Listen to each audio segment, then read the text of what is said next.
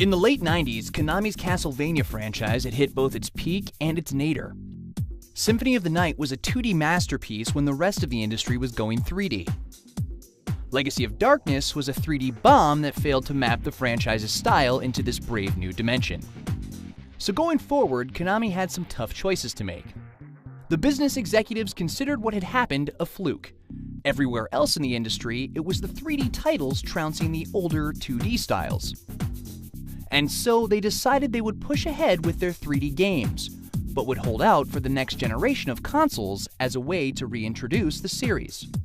But at the same time as this was happening, handheld consoles were reaching a level of sophistication where they could actually handle high-quality 2D experiences, something they realized that Castlevania would fit perfectly for.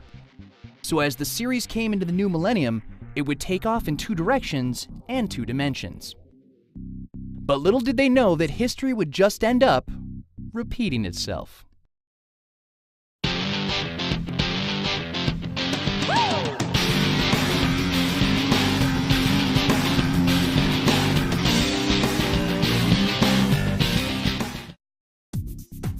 Konami put a team onto the next-gen console game, but a game of that size would take a couple of years to make. In the meantime, they wanted quick, cheap side-scrollers on handhelds. 2001's Castlevania Circle of the Moon for the Game Boy Advance proved that there was a market for old-school games.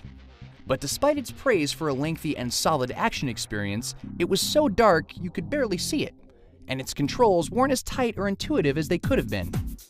If they wanted to continue down this vein, they'd need someone with a different vision.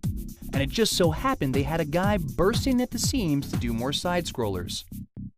Koji Igarashi had worked on Symphony of the Night in a supporting capacity, and had helped its rise to unexpected masterpiece. He was a no-brainer to run the new handheld games, with his obvious enthusiasm and proven track record. And indeed, 2002's Castlevania Harmony of Dissonance for the Game Boy Advance was a clear love note to old-school action games. Igarashi, or Iga as he's lovingly known, brought a level of polish to the game that clearly showed that, to him at least, this was no cheap side project. The controls were tight and the gameplay was awesome. Despite that, and the good reviews the game received, it wasn't a huge seller. So for his next game, 2003's Castlevania Aria of Sorrow, he decided to break all the boundaries, a philosophy that had worked for them on Symphony of the Night. This would not be in medieval Europe. Rather, for the first time, the series would enter the future. And it would not be a Belmont exploring the year 2035, but rather a hapless nobody named Soma Cruz. And because he wasn't a Belmont, he wouldn't be using the same old whip. Like in Symphony, this hero would be armed to the teeth with every kind of weapon you could imagine. Although they still tended to be pre-gunpowder weapons, despite the fact that they were in the future now. They also threw in a completely new mechanic, Soul Collection, which allowed Soma to take on the abilities of his enemies, adding a strategic element to the game.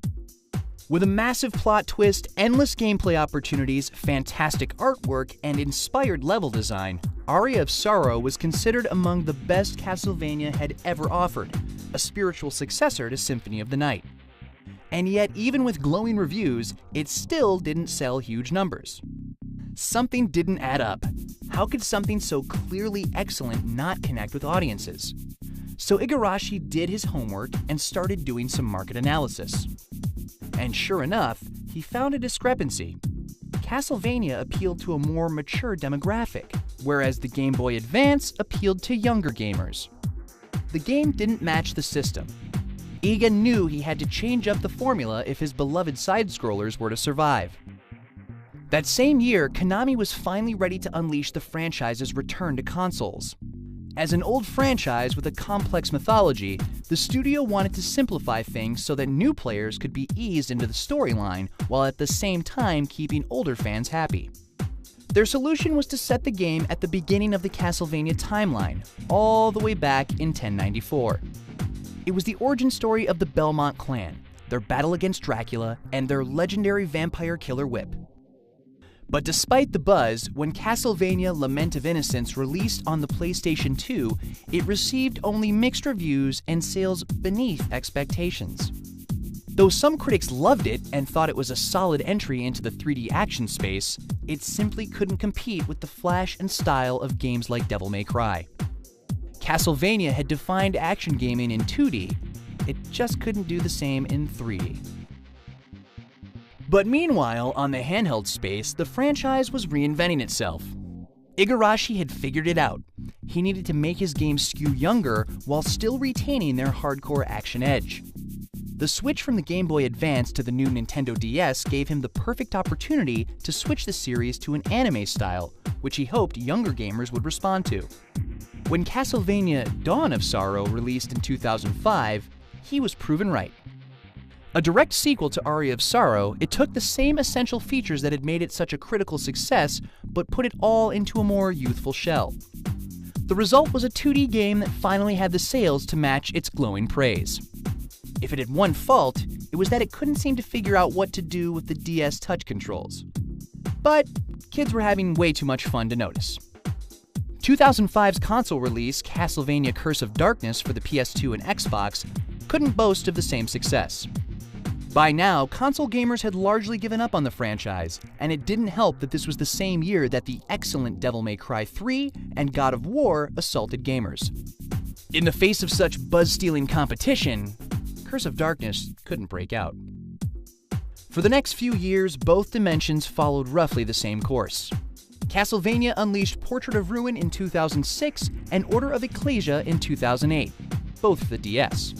Under Iga's loving guardianship, these titles kept the original 2D experience alive and well with some of the best action titles to ever hit the DS.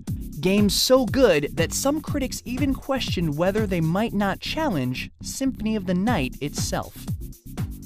But Castlevania Judgment for the Wii in 2008, a fighting game spin-off, just didn't gain any traction, despite the switch to Nintendo's popular console and the inclusion of multiplayer. It was clear, if Konami wanted to conquer consoles, they couldn't keep going the way they'd been going. They would either have to throw in the towel or make a drastic gamble, do something wildly different, and burst back onto the scene with a title no one saw coming. Konami didn't make one. They made two. Tune in next time to see Castlevania upend itself.